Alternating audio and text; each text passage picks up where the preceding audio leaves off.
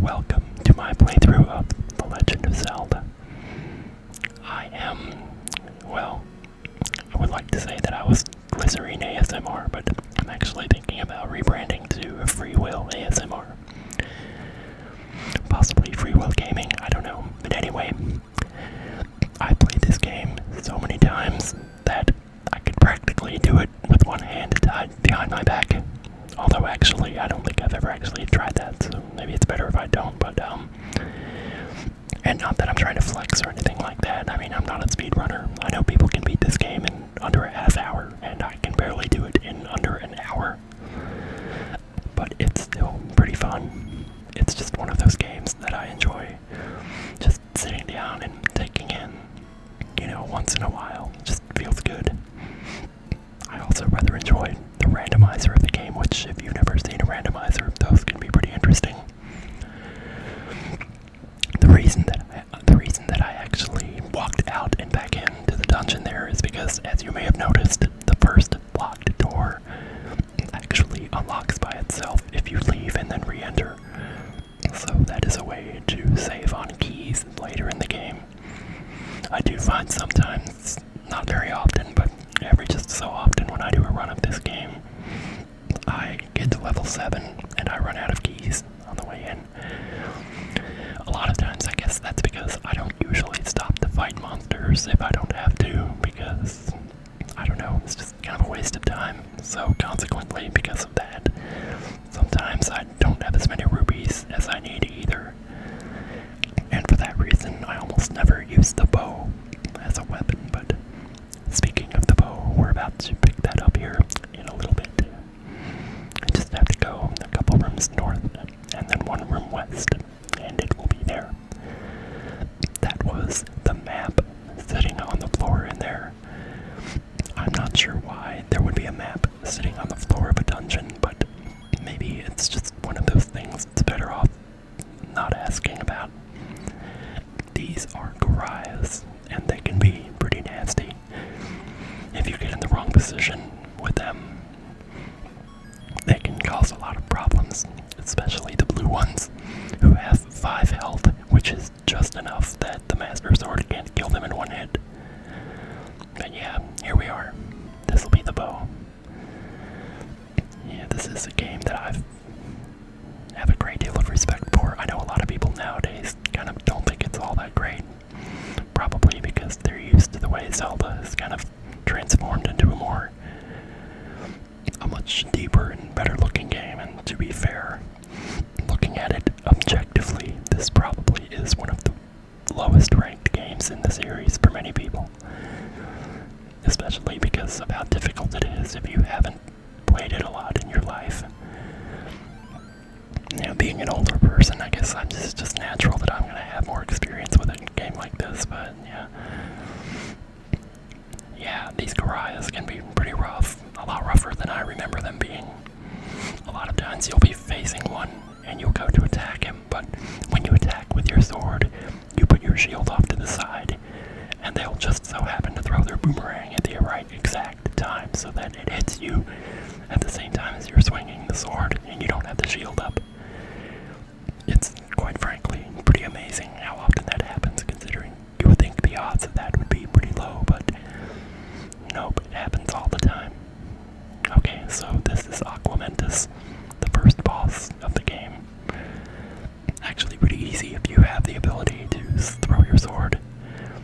I guess you're not really throwing your sword, but that's what I always said when I was a kid. I said you were throwing your sword.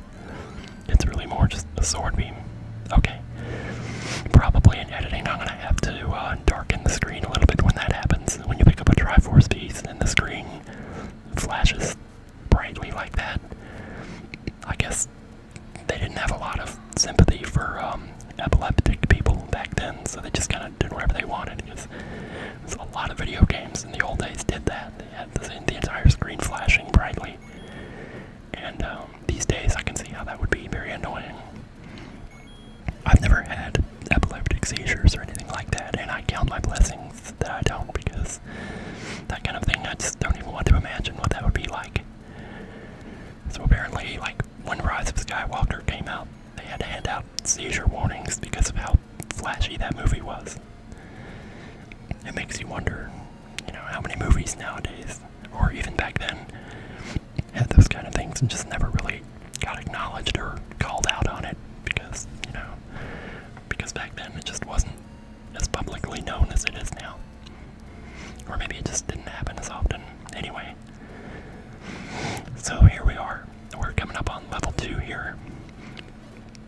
If you actually want to speedrun the game, do it as fast as you possibly can. It's actually more optimal to go to this dungeon first and do level 1 later. And I have done that before in races. I've raced this game with other people, and that's one of the strategies that you would use. But this here is just a casual playthrough, so I'm not in any big hurry to finish the game, even though I will probably finish it fairly fast. I still haven't figured out the whole issue with making this account active or whatever so that I can upload videos longer than 15 minutes. Okay, what I'm doing here is actually boomeranging the Gorias, because you can freeze them, and when you do that, when the enemy is stunned like that, because of you hitting them with a boomerang, you can actually walk through them and not take damage. I will be doing this again later when I go to get the white sword, but yeah. Like I was saying, I don't really have the ability yet still to upload videos longer than 15 minutes, but what I can do is probably just split this one up and then put them in a playlist. And that should make them fairly watchable if anyone actually is watching this. I can't imagine why you would be, but I don't know. I guess people in this world are pretty bored. Sometimes when I get bored, I like to put on ASMR videos though. I like the way they sound. It's like I said before, there's a certain comfort that comes from the closeness of being close to someone and feeling every last nuance of, movement of their mouth. Much like when your mother holds you as a baby. But we won't get into that again. Is it just me, or are there a lot of fairy drops here? I don't know. This bomb drop is mandatory because you need it to defeat the boss of this dungeon, so it's kind of nice that they put that there. It's very easy to come here and not have bombs at all. Now, normally you're supposed to put 2 bombs into Dodongo's mouth to blow him up from the inside out, but if you put 1 bomb in and freeze them, you just plant another bomb straight away. It will stun them, and when they are stunned, you can defeat them with the sword. And when you do that, they always drop bombs, so it's even better. Alright, so we are leaving level 2. We're going to take a little bit of a detour before we head to level 3, because we want to pick up some rupees and some other essentials on the way. And this is, generally speaking, the best time to do that. We'll also be getting a heart container to increase our max life. We don't really need it for the next sword upgrade because we already have enough hearts for that, but we're going to get it anyway because now is just the best time to do it. We won't really be coming back to this area again, so this would be the best time to do it. If you know where all of these moblins are hiding, you can just kind of run through and make a beeline for each individual one, and just kind of grab all the rubies you need and then go get the blue ring, which is very important. The blue ring decreases the damage that you take by 50%, so that can be very useful. Here, this guy will offer you a choice between a heart container, which is a permanent increase to your max health, or a red potion, which will fully heal you twice anytime you need it. But I pretty much always take the heart container, and I think most people do, because it's more permanent than the potion is, and if you really know what you're doing, you probably pretty much never need a potion. Except possibly in level 9. Even I still have some trouble in level 9, so I'll probably be bringing a potion with me in there. Luckily, this letter that you get here, when you give it to an old lady, she can sell you the potions, so that's another reason to maybe take the heart container instead of the potion, because there are other ways to get the potion, and if you can have the best of both worlds, then why wouldn't you do that, These RP hats, they're very annoying. If you strike at them, you won't do any damage because they're flying up in the air. You can't really tell in a 2D game that they're doing that, but that's pretty much how it works. So we just picked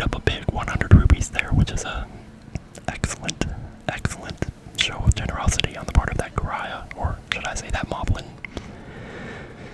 I don't know, I always used to get Gorias and Moblins confused as a kid. They're both basically just fatzos running around the screen, shooting stuff at you. Or, well, yeah, I guess Gorias, it's boomerangs, and Moblins, it's arrows, whatever. Really not a big fan of the Tektites either. Like, they're cool, the design is cool and everything like that, but it's really hard to avoid them, and if you're down to your last couple of hits, it can really mean the difference between success and failure, whether or not you touch them. So here I'm going to demonstrate again with the boomerang how you can stun an enemy and just walk through it. Just like that. It's very handy. Otherwise, what you might want to do there is, if you can't get past that guy, you might just want to zone out and zone back in and hope that he spawns in a different place. Yeah, like down there. Oh, sorry, I got the hiccups. Every single time I hiccup, I always burp after it. It's just one of those weird things, I don't know. There's something in my throat or something, but either way. Anyway. So, we've gotten most of the rubies that we need. We're going to need a few more if we're going to want to afford the blue ring. Now, unfortunately, I didn't think to pick up the candle when I had a chance to. And if you had the candle at this point, then you would be able to grab a few more on the way. Unfortunately, since I forgot it, we're going to have to make a double detour, so to speak, here. But that's okay. We'll get it done. So anyway, these red levers are always pretty good about dropping money, so I definitely always kill them when I see them. It's not a very nice thing to say, I always kill them when I see them, but then again, I guess technically they are monsters, so what are you gonna do? So we got a couple of free rubies we can get in here. This will give us 30, and we just barely have enough room in our wallet for them. The maximum number of rubies that you can hold in the game is 255, which is one less than 2 to the 8th power. I could go into a whole big wordy explanation about why that is or how that works, but truth be told, I'm not sure I totally understand it myself. Just back in the days, you know, games were based on very small, they were very small file sizes. Like if you go to download this game, not that I recommend that or anything, but if you do, you find that the game is smaller than some picture file sizes you see now. So it's pretty amazing that you can get an entire video game for the same amount of space as you could just upload a picture, a still picture. But yeah, so we just got 30 more rubies there. I'm gonna run up here and get a couple more from this guy up here. I can never remember if this guy gives you 10 or 30. I hope it's 30, but if it's not, we'll just make up the rest somewhere else. Yes, 30, it's good. Now we can get the blue ring. So I'm just gonna go ahead and head over there. Fortunately, there's a couple of spots we can stop on the way. Ooh. Yeah, as you can see, my ruby count didn't go up by 5 there like it should have. So we can get another heart container here. So this will have us at 7 heart containers going into level 3. That's pretty good. Level 3 is actually pretty easy in my opinion, but it is also where the dark nuts make their debut. Now you can ask anyone, like, what is the worst enemy in this game? And I think you'll get straight down 50-50. Some people say dark nuts, some say wizrobes. I say the wizrobes are worse myself, but that's just my opinion. So, actually, I'm not even sure why I did that just now. I didn't have space for the rubies. Why did I even pick that up? Sometimes I get so into what I'm talking about that I don't think about what I'm doing, Well, thankfully, we're back at full life, so we can throw our sword again. So I'm just gonna make a beeline straight for the blue ring here, and then we'll basically go to level 3. So level 3 is not far from here, so this is the best time to do this. The only other dungeon that's even remotely close to this vicinity is level 7, and you don't want to wait until level 7 to get the blue ring, especially if you want to survive level 6, which is where the wizrobes make their debut.